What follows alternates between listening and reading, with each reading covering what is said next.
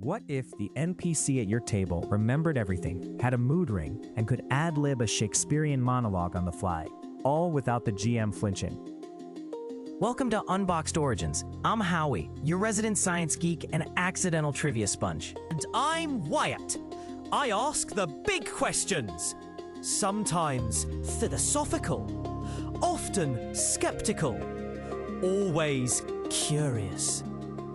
Today, we're digging into how did AI-powered NPCs change tabletop RPG storytelling? For most of RPG history, non-player characters were a kind of theatrical prop. A few scrawled notes in the GM's notebook, a set of stock motivations, and a lot of improvisation. The origin story of AI-powered NPCs starts with two parallel threads. One is the long arc of natural language tech, from ELIZA and rule-based chatbots to machine translation to the neural leaps of transformer models, which gradually made coherent, context-aware conversation possible. The other thread is the community side. Tools like online text adventures, early MUDs, and experiments such as AI Dungeon showed a hunger for generative storytelling. When those tech advances met the creative energy of tabletop communities, the idea of an NPC who could remember, adapt, and play along became not just plausible, but inevitable. The first visible milestone was the rise of persona-driven generators and recall systems built specifically for games. Suddenly, the villager number 3 could be assigned a personality profile, a partial backstory, long-term grudges, and a set of conversational goals. Community-made modules and APIs for virtual tabletops like Foundry VTT and Roll20 enabled these engines to live inside virtual tabletops. So a player could click an NPC token and the AI would answer in character, using memory of past scenes and the current scene context. Commercial quality voice synthesis became widely accessible, so those responses could be spoken aloud with tonal variety. Together, these features shifted NPCs from one-off encounters into recurring cast members with arcs and emotional rhythms. The improvisational assistance, or improv copilot, is another key step. Instead of replacing the GM, AI tools began to augment them, suggesting dialogue, spinning up plausible consequences, or generating sensory details on demand. That reduced cognitive load on the GM. No more scrambling for a name or a motive mid-combat, and let them focus on pacing, player agency, and thematic resonance. Then streaming and actual play culture intersected with these capabilities. Viewers respond to vivid characters, and AI-assisted NPCs made it easier for home groups to produce serialized, character-driven arcs that rival those of radio dramas. Indie RPG designers took notice. If players were more likely to fall in love with NPCs, games that emphasized character detail and social mechanics started attracting increased interest. Aha! But wait, here's the twist you don't expect. Wyatt, everyone frames AI NPCs as a way to get more content, more clever lines, more lore.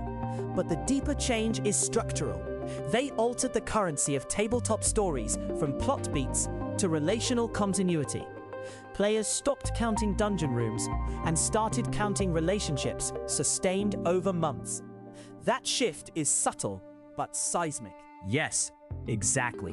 When Wyatt says relational continuity, he's pointing to something that surprised even the toolmakers. An AI that can recall who owes whom a favor, who once saved a child in a marketplace, or who lied during a court hearing, turns the table into a living soap opera. This made serialized play stickier. Players wanted to return week after week to see how interpersonal threads resolved. Streaming tapped into that because serialized relationship drama creates episodic hooks, cliffhangers, reveal episodes, and slow burn tensions that algorithms love to recommend. The result was a feedback loop. Better NPCs made stickier campaigns made better streams, and better streams brought more new players into hobby shops and indie RPG storefronts. But the story didn't stop at emotional richness. Designers and players began to explore emergent mechanics. NPCs with goals that competed with party goals, NPCs who could manipulate the players, or NPCs who changed their opinion of the party based on nuanced roleplay rather than a binary trust score. That complexity demanded new affordances in game rules. consent protocols, reputational mechanics, and clearer boundaries for in-character manipulation. Creators invented games with social systems designed explicitly to integrate AI NPCs, modular prompts for memory checkpoints, escalation ladders for moral conflict, even simple economy systems for favors and debt. This retooling of rules signaled a deeper integration. AI didn't just add flavor text, it reshaped design priorities. And here's the other aha. Wyatt, AI didn't so much replace the storyteller as reveal what players actually wanted from stories. We assume AI would standardize voices, but instead it exposed a craving for idiosyncrasy.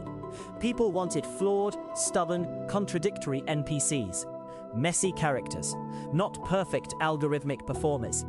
When the AI produced something unbearably bland, groups tuned it with prompts, emotional anchors, and real-world backstories.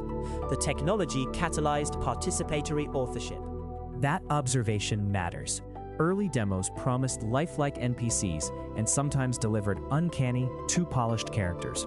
Communities reacted by developing persona wrangling techniques, giving NPCs quirky faults, sensory triggers, and private memories that only the GM could seed. This human-in-the-loop pattern made NPCs feel handcrafted despite being generated. It also birthed a cottage industry, persona templates, prompt libraries, and community marketplaces for bespoke NPC packs. These assets lowered the threshold for new GMs and players, while making high-quality, idiosyncratic NPCs widely available. There were, of course, trade-offs and tensions. Accessibility broadened the hobby, but raised questions about homogenization and dependency. If everyone uses the same persona packs, do NPCs begin to sound the same? If a GM leans too heavily on AI for improvisation, will their personal improvisational skill atrophy? And then there are ethical concerns. Consent with players interacting with simulated emotions, data privacy for persistent memories, and the risk of reinforcing stereotypes if training data is sloppy. The community response was fascinating. Rulebooks and streaming etiquette guides emerged almost as fast as the tools themselves. Groups negotiated consent protocols, AI off signals, and rules for handling machine-generated misinformation in-game. Which is to say, and I mean this sincerely, we got a mirror. Wyatt. AI NPCs amplified both the best and the worst of our instincts as storytellers. They made it easier to be generous, curious, and detailed. And they made it easier to be lazy, uncritical, and repetitive. That push and pull forced communities to articulate values. What sorts of NPCs do we want to create? What counts as meaningful interaction? And how should stories be shared? Exactly. The downstream effects on the hobby were measurable and cultural. Actual play content expanded beyond a few huge shows to a long tail of home campaigns that felt polished and cinematic because AI helped them maintain continuity and supply vivid NPCs. Indie RPG creators responded with designs that were intentionally AI-friendly, short modular rule sets, mechanics for long-term NPC growth, and cards or prompts that could be fed directly into generative engines. Some retailers and platforms reported increased interest in small print runs and indie products, and social platforms saw communities forming around shared NPC archetypes and campaign seeds. In other words, AI NPCs didn't just automate dialogue, they unlocked an economy of creative experimentation. We also saw novel hybrid performance forms. Some groups used AI NPCs as co-players, giving them limited agency to take actions that could surprise a group, while others used them purely as flavor and world building. On streams, producers ran NPC highlights reels, and voice synthesis tech enabled dramatic character montages that blurred the line between play and fiction. These hybrids raised legal and creative questions. Who owns an AI-generated NPC? And also opened up new storytelling grammar. For example, long-term NPC arcs allowed players to craft legitimate character development for NPCs, redemption arcs, tragic downfalls, political careers. That shifted what role-playing could mean. It wasn't only about the player's characters growing, but about the entire fictional society evolving through recurring non-player actors. So, what's the essence? This is where I'll be succinctly philosophical. AI NPCs transformed tabletop RPG storytelling by turning it from episodic skits into serialized social drama. They made continuity cheap and relational nuance affordable. They forced communities to codify ethics and aesthetics. And perhaps most intriguingly, they revealed how much players wanted ongoing emotional investments that stretched beyond loot and levels. That's not a purely technical story. It's a human one. Right. And practically speaking, that matters. For hobbyists, it means more accessible, emotionally resonant games where the world feels alive without burning out your GM. For creators, it means new markets and formats for narrative content. For streamers, it means more compelling serialized shows that keep audiences coming back.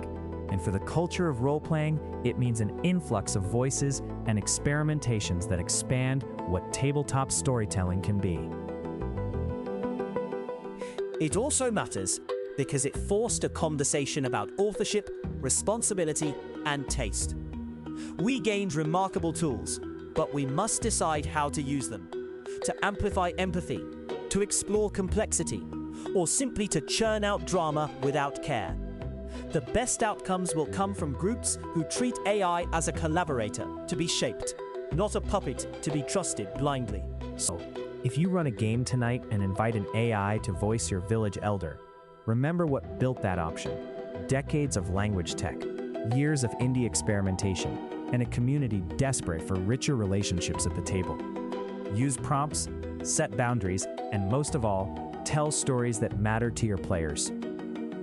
And if you're watching a stream, notice the difference between a show that uses AI to deepen characters and one that uses it as a shortcut. Both are possible, and both tell us something about our appetites. If you enjoyed this episode, like, subscribe, and share so more folks can peek under the hood of the everyday. What if the NPC at your table remembered everything, had a mood ring, and could ad-lib a Shakespearean monologue on the fly, all without the GM flinching?